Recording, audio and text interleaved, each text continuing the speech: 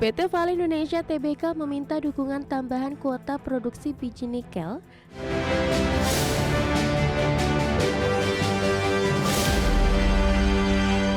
Pemirsa, PT Vale Indonesia Tbk meminta dukungan tambahan kuota produksi biji nikel kepada DPR meski perusahaan telah memperoleh persetujuan rencana kerja dan anggaran biaya 2026 dari Kementerian ESDM. Manajemen perusahaan berharap pemerintah membuka ruang revisi RKAB agar volume produksi bisa disesuaikan dengan kebutuhan real proyek hilirisasi yang sudah berjalan. PT Vale Indonesia Tbk meminta dukungan tambahan kuota produksi biji nikel kepada Dewan Perwakilan Rakyat meski perusahaan telah memperoleh persetujuan rencana kerja dan anggaran biaya 2026 dari Kementerian Energi dan Sumber Daya Mineral. Direktur Utama Vale Bernardus Irmanto mengatakan kuota produksi yang diberikan dalam RKAB saat ini hanya sekitar 30% dari volume yang diajukan. Angka tersebut dinilai belum cukup untuk memenuhi komitmen pasokan ke sejumlah proyek pengolahan dan pemurnian atau smelter yang tengah dikembangkan Vale bersama mitra strategisnya. Kemudian menjadi permohonan dukungan kami adalah terkait dengan kuota penambangan atau produksi ore dari tambang kami di Pomala, Bahodopi, dan Sorowako. Saat ini kami sudah memperoleh approval atau persetujuan atau pengesahan RKAB. Namun demikian, kuota yang diberikan kepada PT Vale sekitar 30% dari apa yang kami minta, kemungkinan besar tidak akan bisa memenuhi komitmen-komitmen kami terhadap pabrik-pabrik yang tadi saya jelaskan di atas. Jadi mudah-mudahan kami PT Vale bisa mendapatkan kesempatan untuk mengajukan revisi RKAB dan juga mendapatkan volume yang cukup untuk memenuhi komitmen terhadap partner dan juga komitmen terhadap pemegang saham kami.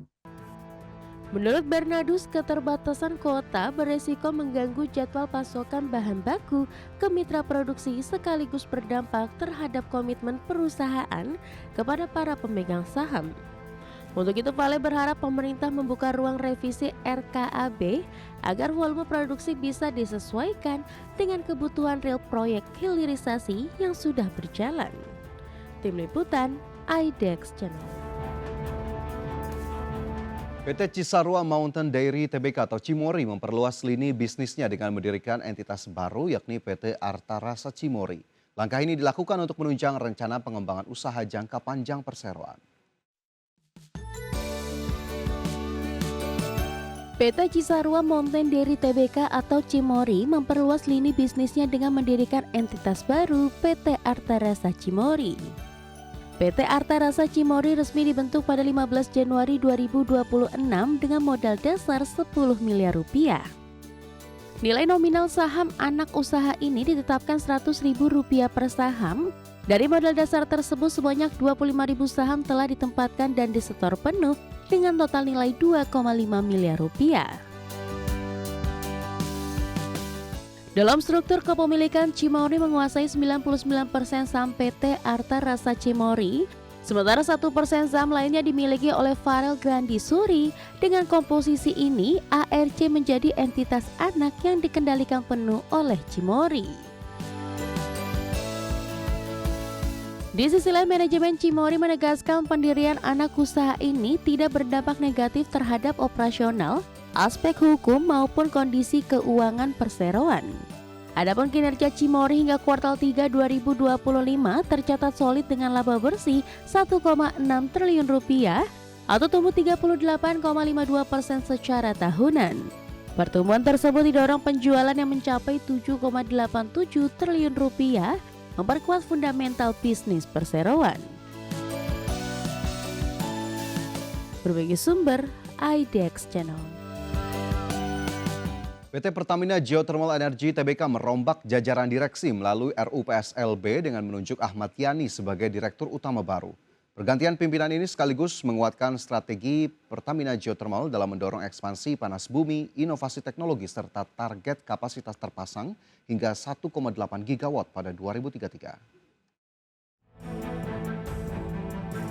PT Pertamina Geothermal Energy Tbk atau emiten berkode saham PGO merombak pucuk pimpinan perusahaan melalui rapat umum pemegang saham luar biasa yang digelar di Jakarta pada Senin 20 Januari 2026. Dalam rapat tersebut, pemegang saham menyetujui penunjukan Ahmad Yani sebagai Direktur Utama menggantikan Julfi Hadi yang telah mengajukan pengunduran diri sejak November 2025. Penunjukan Ahmad Yani dinilai sebagai langkah strategis untuk menjaga kesinambungan bisnis energi hijau di bawah naungan Pertamina Group. Manajemen menilai penyelenggaraan kepemimpinan ini akan memperkuat posisi PGO sebagai pemain utama dalam pengembangan panas bumi nasional. Komisaris Utama Pertamina Geothermal Gigi Adi Atmo menyatakan optimisme terhadap kepemimpinan Ahmad Yani. Menurutnya, berbekal pengalaman panjang di industri panas bumi, khususnya di lingkungan Pertamina Group, Ahmad Yani diyakini mampu menegaskan arah strategi PGO sebagai produsen panas bumi kelas dunia. Sebelum ditunjuk sebagai Direktur Utama, Ahmad Yani menjabat sebagai Direktur Operasi PGO sejak tahun 2023.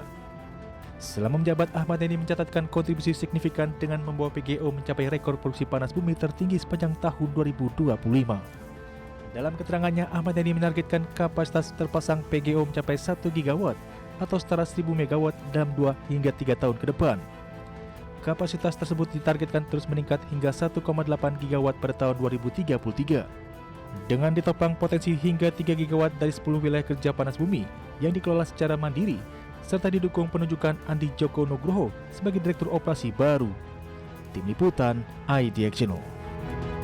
PT Lipo Cikarang Tbk atau emiten dengan kode saham LPCK menyatakan dukungan terhadap rencana pembangunan rumah subsidi pemerintah di kawasan Meikarta. Perseroan menegaskan setiap rencana kerjasama akan dilaksanakan sesuai ketentuan hukum dan mekanisme perizinan yang berlaku. PT Lipo Cikarang Tbk atau emiten dengan kode saham LPCK melalui Sekretaris Perusahaan LPCK Peter Adrian menyampaikan perseroan mendukung Kementerian Perumahan dan Kawasan Permukiman dalam mempercepat penyediaan hunian layak bagi masyarakat berpenghasilan rendah.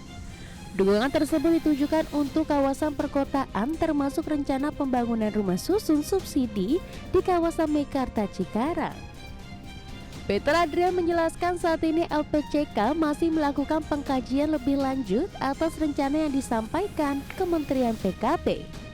Perseroan memastikan penyediaan atau kerjasama akan dilaksanakan sesuai hukum dan peraturan perundang-undangan yang berlaku.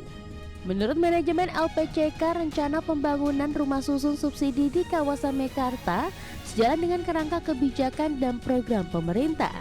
Pelaksanaan rencana tersebut akan tunduk pada mekanisme perizinan dan ketentuan yang berlaku. Sepanjang pengetahuan perseroan hingga saat ini tidak terdapat kewajiban hukum tertentu yang secara langsung menghalangi pelaksanaan rencana pembangunan tersebut. Hal ini disampaikan dalam keterbukaan informasi yang dikutip Rabu 21 Januari 2026.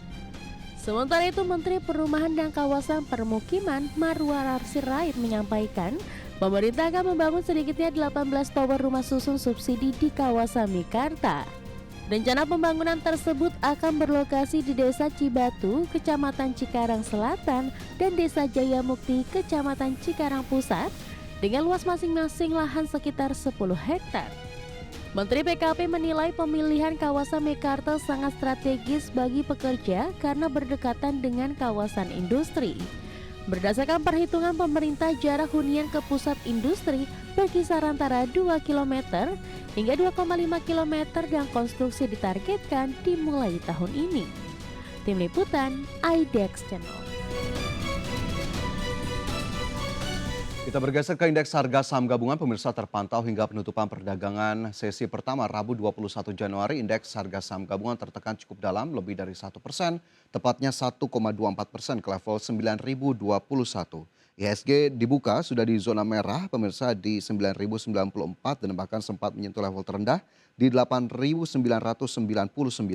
601 saham melemah menjadi penekan utama IHSG, sementara 152 saham menguat dan 205 saham lainnya bergerak stagnan. Saham-saham berkapitalisasi besar atau big caps tercatat menjadi penekan utama dari indeks harga saham gabungan, diantaranya ada Astra International dan juga United Tractors yang terpantau turun lebih dari 10% dan menjadi penekan utama dari pelemahan IHSG di sesi pertama Rabu. Lebih lanjut kita lihat, pemirsa, sejumlah data ataupun saham-saham yang bergerak dalam kategori top gainers maupun top losers. Dari top gainers ada saham Antam yang masih mampu bergerak menguat di tengah terkoreksinya IHSG, naik 3,4%. Arci menguat 1,98%, MDKA naik 3,74%, dan juga ada saham Oasa yang menguat 5,97%. Sementara saham yang masih dalam kategori top losers dan menjadi penekan utama dari IHSG di sesi pertama ada Bumi yang turun 4,83% ke Rp384, Astra International turun tajam 11,34% ke 6.450. Begitu pula dengan saham United Tractors turun 14,93% ke 27.200 dan saham BBCA yang merosot 1,88% ke level Rp7.850. Dari sisi sektoral, barang baku masih mampu menguat 0,39%, sementara industri memimpin pelemahan dengan penurunan sebesar 6,77%, diikuti properti turun 3,34%, transportasi dan logistik terkoreksi 2,51%.